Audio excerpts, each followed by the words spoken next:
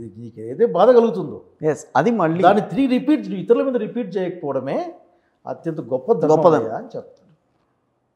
ఎంత మంచి మాట అది. రాజకీయాలు కనుక రాజకీయాల్లో మనం ట్రెండ్ సెట్ చేయాలి సార్. ఉన్నదాన్ని ఒక బ్యాడ్ ట్రెండ్ అనుకుంటే బ్యాడ్ ట్రెండ్ని మనం దాన్ని ముక్కలు చేయాలి, దాన్ని డిమాలిష్ చేయాలి, అంతేగాని దాన్ని స్ట్రెంథెన్ చేయకూడదు, దానిపైన మనం కడ్డం కట్టకూడదు. సో ద్వేషం పైన కట్టబడిన ఏ కడ్డం కూడా ఉండదు సార్. ఎందుకంటే ద్వేషానికి కన్స్ట్రక్టివ్ లక్షణం ఉండదు సార్, దానికి డిస్ట్రక్టివ్ లక్షణమే ఉంటుంది. డిస్ట్రక్టివ్ లక్షణంతో కట్టే ఒక బిల్డింగ్ కానీ ఏదైనా కానీ అసలుకి అది నిలబడదు సార్. ఎగ్జాక్ట్గా బాబాసాహెబ్ గారు ఉంది. పైగా ఈ యొక్క భావజాలాన్ని కూడా ముందుకు తీసుకెళ్ళంటే నీకు ప్లాట్ఫామ్ కావాలి కదా అని మాట్లాడే వాళ్ళు కూడా ఉన్నారు. దానికి తోడు చంద్రబాబు నాయుడు గారు, ఐ రెస్పెక్ట్ హిమ్, కానీ చంద్రబాబు నాయుడు గారు జగన్మోహన్ రెడ్డి గారు వాళ్ళిద్దరూ అముదులు పడ్డారు అనుకోండి, నేను న్యూట్రల్గా ఉండాల్సిన పొజిషన్ లేకపోతే అంతో ఇంతో ఇటు పక్క మొక్క. ఎందుకంటే బికాజ్ ఆల్ దాట్ కాంగ్రెస్ నాకు బాగా తెలిసిన వాళ్ళు వీళ్ళంతా. అవును, నా యొక్క ఎమోషన్స్ అన్నీ తెలిసిన వాళ్ళు. అట్లాగే ఇటుపక్క నాకు Babu garu I may connect with him, but నా ఎమోషన్స్ ఆయన క్యారీ చేయలేడు.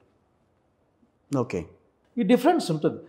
అతన్ని ఎందుకు ఆ మాత్రం, ఎందుకంటే he's also one time Congress man. అవును, కాబట్టి అతని తర్వాత ఇంకా అక్కడ సాధ్యం కాదు.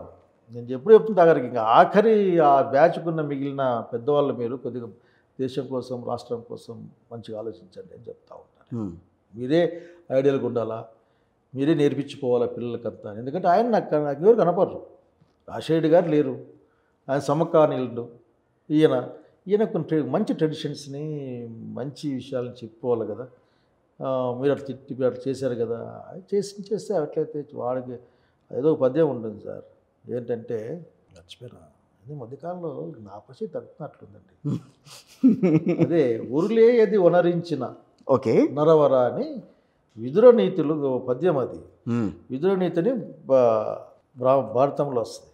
అట్లే తెలుగు తాత్పర్యం ఏంటంటే, ఓ రాజా, ఎవరైతే నీకు ఏది చేస్తే నీకు బాధ కలుగుతుందో దాన్ని తిరిగి నువ్వు ఇతరులకు చేయకపోవడమే అత్యున్నత ధర్మాల్లో ధర్మం అని చెప్తాను. అదెక్కడిది? ఆ తర్వాత నేను ఇప్పుడు కాదు కానీ చదువుకుని చెప్పేవాడిని, what is the strength of Telugu Desam party ఆ రోజుల్లో. మేమేం చెప్పేవాళ్ళం అంటే, భవిష్యత్తు కొద్దిగా నచ్చకపోవచ్చు, నూతనంగా డబ్బుల పరంగా బలపడిన వర్గాలు అంటే ముఖ్యంగా బ్యాక్వర్డ్ క్లాసెస్గా పిలువబడేవాళ్ళు, వాళ్ళ దగ్గరికి డబ్బులు వచ్చిన తర్వాత డబ్బుల యొక్క నెక్స్ట్ స్టెప్ అధికారం. సో డబ్బులకుతో వచ్చిన కొత్త తమ రాజకీయ అధికారం కోసం తెలుగుదేశం పార్టీతో కలవగలిగారు. సో వాళ్ళిద్దరూ ఒక కంబైన్డ్గా కలిసి రాజ్యాన్ని వాళ్ళు కొట్టగలిగారు అక్కడికి అని అప్పుడు మాట్లాడేవాళ్ళు. సో ఈ రోజున పవన్ కళ్యాణ్ గారు చేసేది కూడా అదేనంటారా? పవన్ కళ్యాణ్ ఇంకా మీకు బాగా గుర్తుకున్నాడే.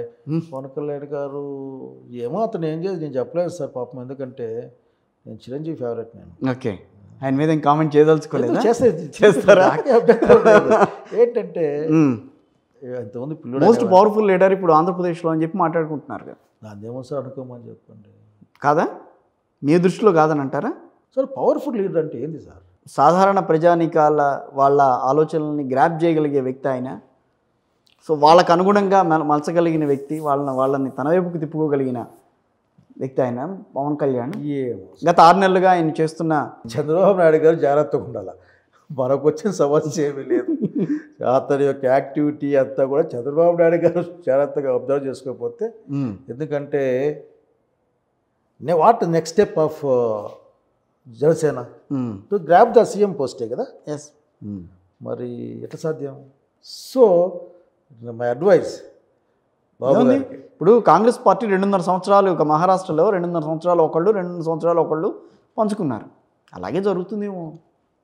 అప్రతిఘాతంగా ఉన్న ఏం సార్ మీరు చాలా దుర్మార్గంగా మారుతున్నారు. బాబు గారిని పంచమంటారు సార్ మీరు? నేను నెక్స్ట్ గారు పంచమంటారు ఏం సార్? ఏమన్నా ఏం సార్? ఏదో ఒకటి చేయాలి కదా. పర్సంటేజ్ ఆఫ్ ఓట్స్ మనం పెరిగిన కొద్దీ అలా ఒప్పుకోరా? ఓకే, మీ మాట తెలుసుకుందామని నేను కూడా అడిగింది అసలు. నేను ఒప్పుకోను సార్. పవన్ కళ్యాణ్ గురించి అడిగారు కాబట్టి okay, let he do something right. Not for the sensation, for actual the people satisfaction. Right. Tirupati laddu విషయం మాట్లాడాడు. ఇది యాగం చేశాడా, ఏం చేశాడు, మొత్తం మీద ఏం తెలియంది, ఏమీ తెలియదు. మరి ఏం చేద్దాం అనుకున్నావు అంటే మమ్మల్ని మనం కొట్టుకు చావమందాం అనుకున్నావా? మన సీజ్ ద షిప్ కోసం వెళ్ళారు. సరే పాపం ఏదో అయింది చాకరికి, బట్ అక్కడ ఫలితం మీద రావాలి కదా. రైట్. గవర్నమెంట్ మీరే కదా సార్. ఇప్పుడు 6 నెలల తర్వాతనే కదా లోడ్ అవుతుండేది. అది 6 నెలల ముందు నుంచి లోడ్ కావడం లేదు కదా. మరి ఎవరు సమానం చెప్పాలి? ఇప్పుడు అక్కడ ఏదైనా కానీ బియ్యం ఉంటే ఆ బియ్యాన్ని సమానం చెప్పాల్సింది గవర్నమెంట్, పౌర సరఫరా శాఖ వాళ్ళే కదా సార్. అవును. మరి దానికి అట్లా ఇట్లా అనేక మంది వ్యాపారాలు చేస్తారు. ఆ ప్లేస్లో మీరుంటే ఏం చేస్తారు చెప్పండి మంత్రిగా? నేను పౌర సరఫరాల శాఖ అటుంటేనా సార్ ఒక్కటి నేను అంటే దాన్ని మరీ లేదు కదా సార్. ఊరికే ఇప్పుడు చెప్పినా కానీ జనాలు ఏందబ్బా మంత్రి బాగుంటుంది అనుకుంటున్నారు కాబట్టి నేను అనుకోవటం కాదు. కాంగ్రెస్ పార్టీ విషయం ఏంటంటే అప్పుడు నేను అనేదేమంటే సార్ ఇంత ఇంత విషయాల్లో కూడా ఆలోచించే సమయం వస్తే దేనికోసం ఆలోచించాలనే విషయం ఆలోచించాలి. ఎమ్మెల్యే కోసం వాటి కోసం అంటే అవసరం లేదు సార్. ఎందుకంటే చూసాం కదా, అంతకంటే ఏమో పెద్ద రాష్ట్రంలో మంత్రులం, ఆఖరికి శక్తివంతమైన మంత్రులం, ఆఖరికి మామూలు మంత్రులం కాదు. డ్రీమ్ క్యాబినెట్గా ఉండేది ఒక రాజశేఖర రెడ్డి గారికి. ఒక క్యాబినెట్లో వన్ ఆఫ్ ది పిల్లర్ మీరు అప్పుడు ఇప్పుడు కూడా గుర్తుపెట్టుకునే అంత పెట్టుకున్నప్పటికీ ఒక తరం గుర్తుపెట్టుకునేంత పని చేశారు వారు రాజశేఖర రెడ్డి గారి నాయకత్వం, మాతో వచ్చిన నాయకత్వాల్లో సార్. ఈ రోజున మీరు చెప్పేదాని ప్రకారం మళ్ళీ సిద్ధాంత వైరుధ్యాలు, సిద్ధాంత విభేదాలు వచ్చినప్పుడు వైఎస్ఆర్ కాంగ్రెస్ పార్టీ కాదు, కాంగ్రెస్ పార్టీ కదా. కాంగ్రెస్ పార్టీ అయితే వైఎస్ఆర్సీపీలోనే ఉంది కదా, ఉంది కదా. సో వార్ బీజేపీ ఎన్నోసార్లు, నేను ఒక మాట చెప్తాను, బీజేపీ ఎన్నోసార్లు ఆఫర్ చేసింది వైఎస్ఆర్ కాంగ్రెస్ పార్టీ గవర్నమెంట్లోకి రమ్మని, కానీ వెళ్ళాల, ఎవరు వెళ్ళాల, ఇప్పటికీ వెళ్ళాల. నేను చెప్పాను ఏంటంటే ఆ భావజాలాన్ని ఎదుర్కోవాల్సిన బాధ్యత కూడా అక్కడే ఉంది sir. So we may think on that. మనం we're in the discussion. Yes, మనకు మనం ఆలోచించుకుంటున్నాం, మనకు కావాల్సిన వాళ్ళతో ఆలోచిస్తూ ఉన్నాం. One thing I can see, నేను అందరూ అనుకోవచ్చు కానీ జగన్మోహన్ రెడ్డి గారికి నాకు మంచి కంపాటబిలిటీ ఉంటుంది. I know it very well. Compatibility కనుక చూద్దాం, అవసరం అంటే ఏం జరుగుతుంది అంతేగాని దాన్ని ఇట్లా ప్రీ ప్లాన్లు చేసుకొని మీరు చెప్పారు కదా, మీరు ఇన్ని విషయాలు నాకు చెప్తున్నారు, నిజమే కదా అనుకుని రేపేమైతే నాకు అర్థం కావాలి. రేపే మాట్లాడతానేమో నేను వెళ్ళి వాళ్ళతో ఏంటి ఏమైంది నాది అని.